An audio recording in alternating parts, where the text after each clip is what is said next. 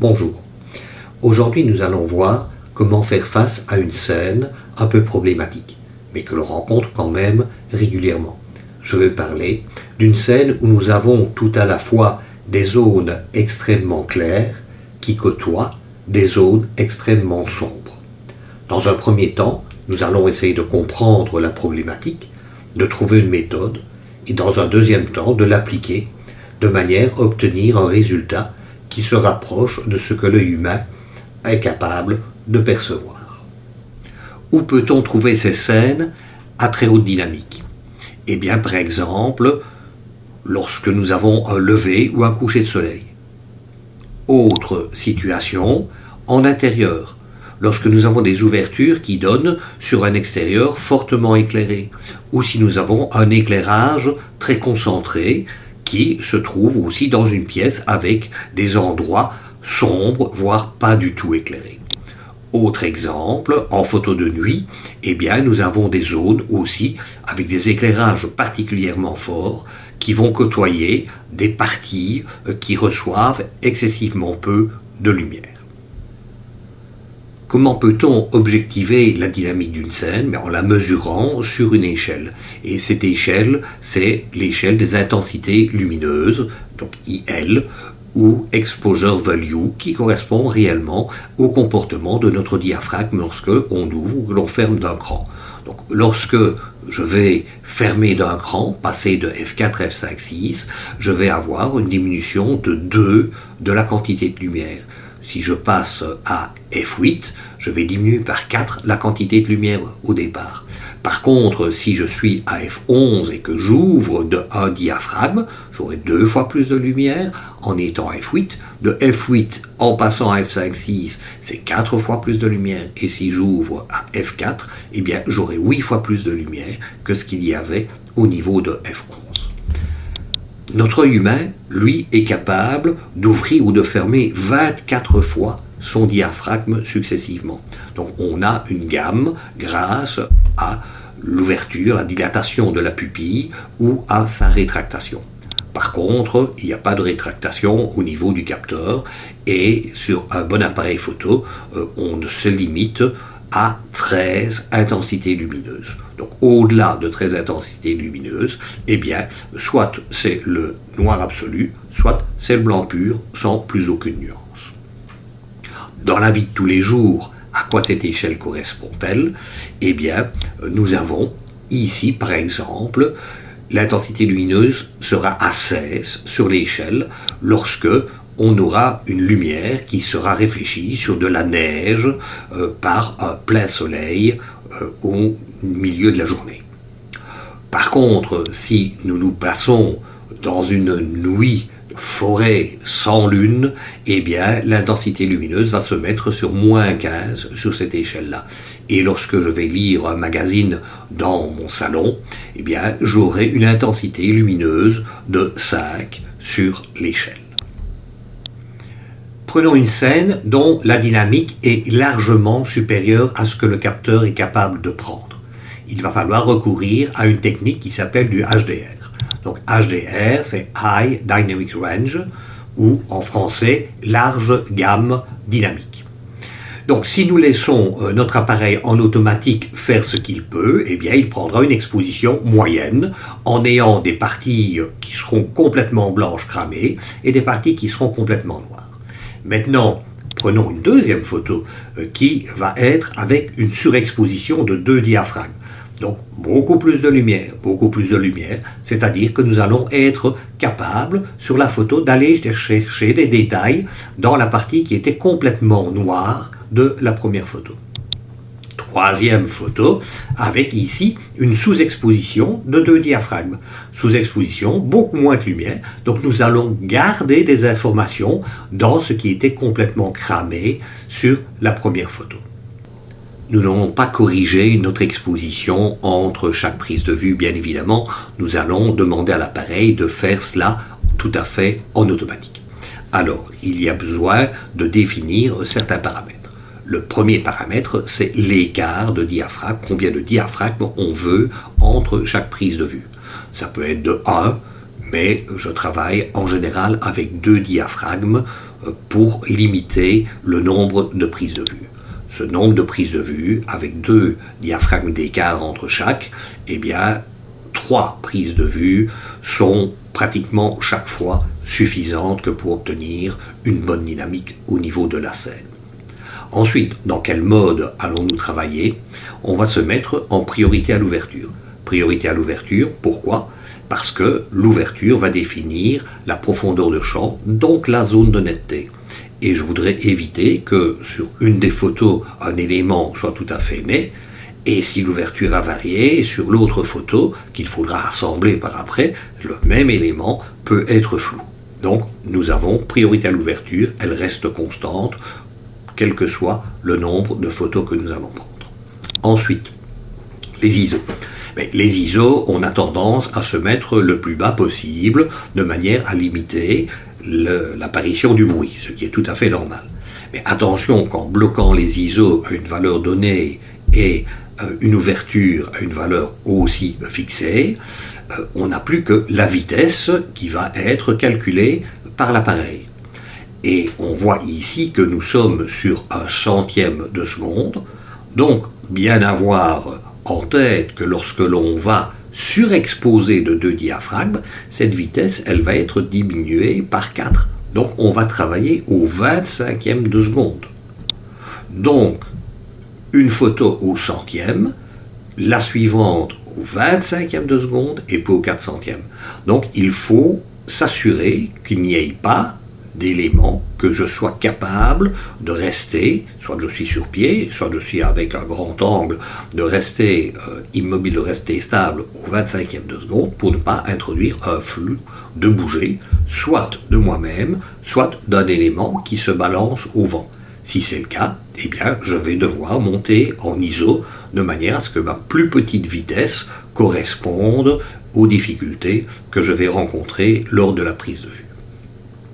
Ensuite, lorsque nous allons enchaîner, on ne va pas pousser 3 fois ou 5 fois sur le déclencheur, on va se mettre en rafale, haute vitesse pour minimiser aussi, lorsqu'on travaille à main levée, le décalage d'une photo par rapport à une autre. Donc voilà l'exemple d'une photo qui est prise sans aucune correction d'exposition. On voit qu'il y a des zones qui sont donc ces zones extrêmement claires où on va perdre du détail et des zones extrêmement sombres où nous aurons aussi une absence d'information, une absence de détail. Ensuite, on va prendre de part et d'autre avec -2 de manière à privilégier ici les informations dans les hautes lumières et la photo à +2 qui va nous donner les informations ici dans les zones qui sont les plus sombres. Le résultat va être une combinaison des parties les mieux exposées de chacune des 3 photos, donc ça se fait dans des logiciels, et nous allons avoir ici dans la partie très lumineuse bien plus de détails que ce qu'on avait sur la photo moyenne, de même que dans les parties les plus sombres, nous allons obtenir, que ce soit sur le banc, sur l'ombre, etc., un rendu avec du feuillage. Donc ceci se fait par un assemblage, soit dans les logiciels que nous connaissons tous, Lightroom le fait très facilement, Photoshop le fait également en combinant les photos, les différentes photos sur des calques séparés, et il y a également des logiciels dédicacés comme Photomatix et bien d'autres qui sont sur le marché. Donc ce que je vous propose maintenant, c'est de passer dans Lightroom et de vous montrer comment on développe assez facilement des photos qui ont été prises en HDR. Nous voilà dans Lightroom. Donc nous avons importé les 3 photos. Je suis dans le module développement. Attention que lors de l'importation, on n'a pas appliqué de paramètres de développement automatique pour ne pas aller modifier déjà avec les curseurs certaines parties, certaines caractéristiques des photos. On travaille vraiment sur les photos brutes de décoffrage. Alors, nous sommes aussi avec une situation de très fort contre-jour. Donc il y a 99 chances sur 100 qu'il y aura des problèmes de diffraction. On va s'en rendre facilement compte en allant prendre la photo surexposée et faire un zoom dans une partie très brillante, et nous allons voir donc ce phénomène de bande mauve qui apparaît aux frontières entre les parties très claires et les parties très sombres. Donc pour les supprimer, très simple, je descends sur l'onglet de correction d'objectif, je vais prendre la pipette et avec la pipette me placer sur justement cette frontière où la coloration mauve apparaît. Je clique sur la pipette et la frange mauve disparaît. Idem sur les parties plus sombres, ce sera un peu plus délicat, mais j'en ai quand même. Donc voilà, elles ont disparu en nuance de gris. Et je reprends donc la photo normale où je vais pratiquer la même chose ici sur les branches avec la partie mauve. Voilà, je redépose ma pipette et je peux alors maintenant aller dans le développement HDR. Donc je sélectionne les 3 photos, un clic droit pour demander une fusion des photos et ce sera une fusion HDR. On voit que la fusion, on peut fusionner les photos en panoramique et on peut également combiner les deux, faire du panorama en HDR et fusionner tout l'ensemble. Nous verrons cela probablement une autre fois. Donc sur le HDR, une fenêtre apparaît avec quelques possibilités à cocher. Donc ici je travaille à main levée, donc je vais dire qu'il peut y avoir un décalage faible entre les 3 photos. Je vais demander qu'elles soient alignées automatiquement. J'évite de cocher les paramètres automatiques parce que le résultat va être interprété et trituré à la sauce de Lightroom qui ne sera pas nécessairement la mienne. Donc je préfère manipuler les curseurs moi-même à partir de la photo de départ. Donc j'évite de cocher ces paramètres automatiques. Et je ne crée pas une pile pour continuer à les avoir les unes à côté des autres, mais si vous les empilez, je coche ceci et on n'aura plus qu'une seule photo dans le film strip. Donc je demande la fusion. La fusion, je vois dans la barre des tâches, est en train donc de se dérouler et je vais avoir donc le résultat qui apparaît ici. Donc voilà ce résultat par rapport à la photo de base. Eh bien, effectivement, j'ai une dynamique qui était surtout améliorée dans les parties sombres de la photo. Maintenant, je la trouve personnellement assez plate quand même. Donc, dans le sens où au niveau de l'histogramme, j'ai très peu de zones sombres, de parties foncées, alors que je suis à contre-jour et je devrais en trouver plus. Donc ce que je vais faire, c'est appliquer alors quelques paramètres de développement, augmenter les noirs, et descendre à 30 ou 40 le curseur des noirs. Les hautes lumières, pour moi, n'ont pas été suffisamment privilégiées, mais j'ai de l'information dans la photo, donc je vais diminuer mes hautes lumières pour aller récupérer du détail. Remonter légèrement l'exposition parce que tout ça m'a donné une photo qui m'apparaît comme étant trop sombre. Je remets 1/3 de diaphragme en plus. Je vais mettre entre 20 et 30 de clarté aussi pour pousser les micro-contrastes et faire ressortir les détails. Et une correction du voile également pour améliorer ici l'effet au niveau des feuilles qui sont inondées de lumière. Comparaison alors avant-après, nous allons prendre la photo de départ, la photo telle que nous venons de la développer très rapidement avec relativement peu d'ajouts, de corrections, et demander donc une comparaison. Donc si je fais une comparaison tout d'abord dans les parties fortement éclairées, le détail ne se voit pas trop visible, donc je vais augmenter ici et forcer vraiment le curseur pour aller chercher ici sur la photo d'origine. Donc on voit cette partie du tronc et on devine quelques morceaux de feuilles. Ici, on voit le tronc pratiquement dans son ensemble et on voit beaucoup plus de feuillage. Donc j'ai réellement une information beaucoup plus riche du côté des hautes lumières. Maintenant, si je vais regarder dans les parties sombres, eh bien, effectivement, ici, j'ai très difficile au pied de l'arbre de distinguer les feuillages, et là, on voit que nous avons du vert au niveau du feuillage des ronces, le brun au niveau des feuilles. Si je vais voir au niveau du banc, eh bien, en dessous du banc, je peux distinguer ici aussi du feuillage qui était totalement invisible dans la partie 1. Donc voilà, nous avons ici réalisé très rapidement une fusion en HDR avec un résultat. Je ne saurais trop insister que pour vous dire attention à la manipulation et au curseur. Parce qu'on tombe vite alors dans un excès contraire, un effet HDR qui est déplaisant parce qu'il est surnaturel et on trouve quelque chose de bizarre au niveau de la photo. Donc cela doit rester plausible, il faut y aller modérément pour que on n'ait pas notre attention qui soit perturbée par un phénomène surnaturel que l'on ne comprend pas.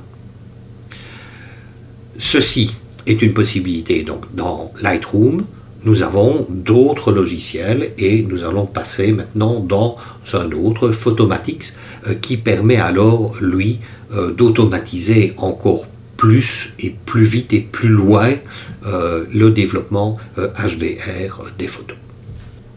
Nous allons traiter un autre cas de figure ici en développement HDR avec une difficulté supplémentaire, une grosse difficulté, c'est que nous avons un groupe de joggers et malgré une rafale haute vitesse, il y a des déplacements de personnages d'une photo, d'une prise de vue à l'autre. Lightroom ne va certainement pas s'en sortir de ce genre de situation et nous allons dans le résultat avoir des fantômes. Donc on a plus de chance alors avec le logiciel, le Photomatix. Donc j'ai sélectionné les 3 photos et ici je vais partir dans l'exportation des 3 photos vers le Photomatix Pro. Donc j'ai quelques cases à cocher, aligner les images, je vais toujours à main levée cocher cette case-là, rogner les images alignées une fois donc elles auront exactement le même format, et surtout cocher afficher des options pour la réduction des images fantômes.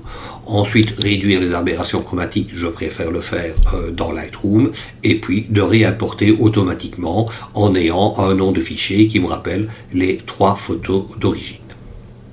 Donc je pars en exportation. En exportation, ici, l'avantage de Photomatix est également de travailler sur les images brutes de l'appareil photo. Donc voilà, nous sommes dans la correction sélective des images fantômes, 2 possibilités.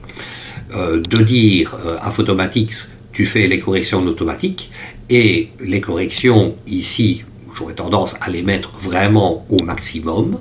Donc si on va zoomer à du 100% et de demander l'aperçu de la correction de cocher ou décocher.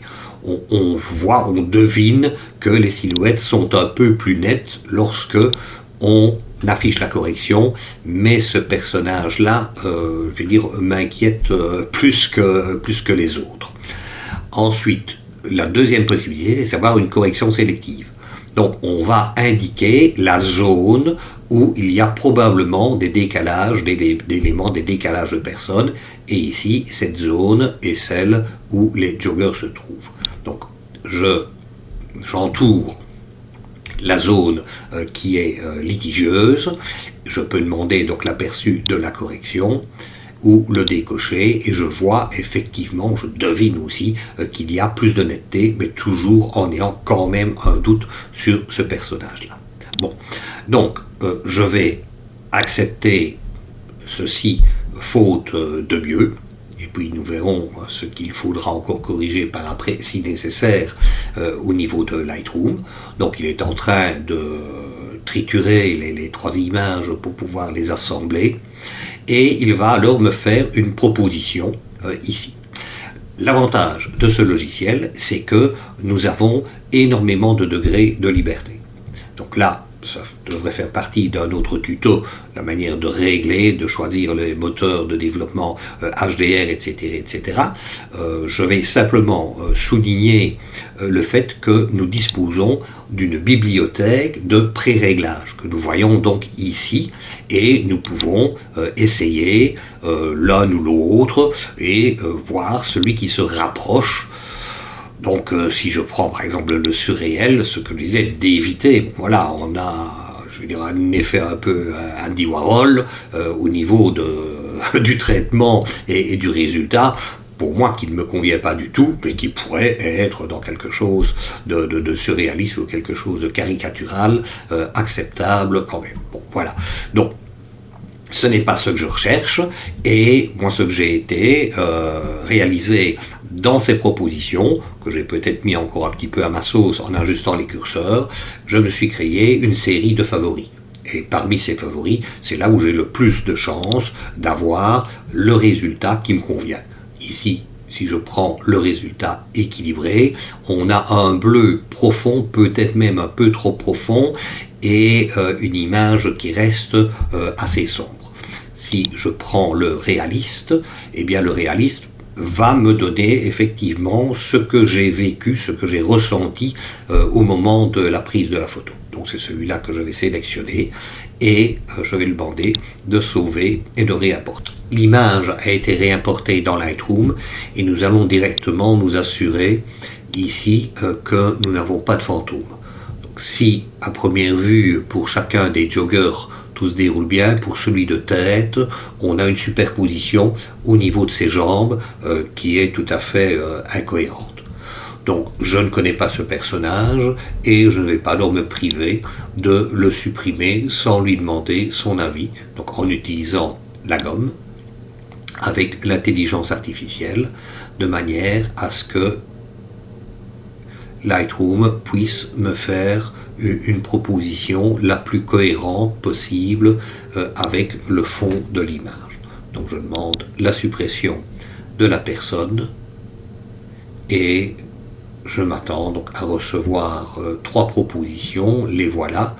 Donc la première, deuxième proposition et une troisième proposition. La deuxième proposition, au niveau de l'éclairage et du fond, me convient parfaitement. Je m'aperçois aussi qu'il y a un élément qui est tout à fait disgracieux, et pour le même prix, tant que j'ai l'outil gomme, de demander également sa suppression.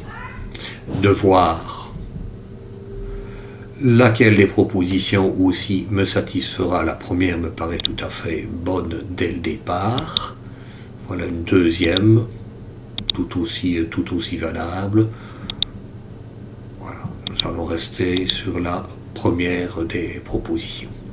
Ok, en ce qui concerne la gomme, je reviens sur l'image qui, dans sa globalité, sa composition est un peu bancale, un peu trop large, parce que sur la partie gauche, je peux trop facilement m'échapper du regard, alors que ce qui est intéressant, c'est sur la partie centrale. Donc je vais pratiquer un recadrage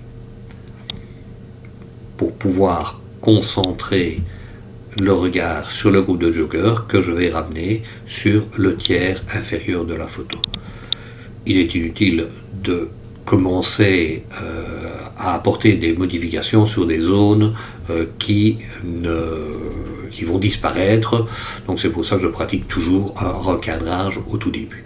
Alors, pour pouvoir fermer la photo, je vais utiliser un dégradé linéaire au niveau de la partie supérieure de la photo, en diminuant l'exposition de pratiquement 2 tiers de diaphragme. Je vais utiliser un autre filtre qui sera un dégradé radial pour attirer encore un peu plus le regard en remontant l'exposition légèrement sur cette partie-là de pratiquement un petit tiers de diaphragme, voilà. Pour les filtres, c'est tout, et je vais rajouter alors un vignotage en diminuant le gain au niveau des coins. Une vue avant, ici, par un Alt X après, donc voilà, ce personnage a disparu. Au niveau des différentes parties et des différentes lumières, ça me convient parfaitement. Il y a juste une chose quand je regarde l'histogramme, c'est au niveau des noirs, où j'ai beaucoup trop de tons moyens par rapport au noir, et ici je vais rediminuer entre 20 et 30 les noirs. Une comparaison avant et après. C'est un peu trop au niveau des noirs. On va être moins gourmand et retravailler comme ceci. Voilà. Bon, nous avons donc terminé ce développement de photos HDR avec la difficulté qu'on a rencontrée de personnages ou d'éléments qui se déplacent. Merci pour votre attention et je vous dis à une prochaine fois.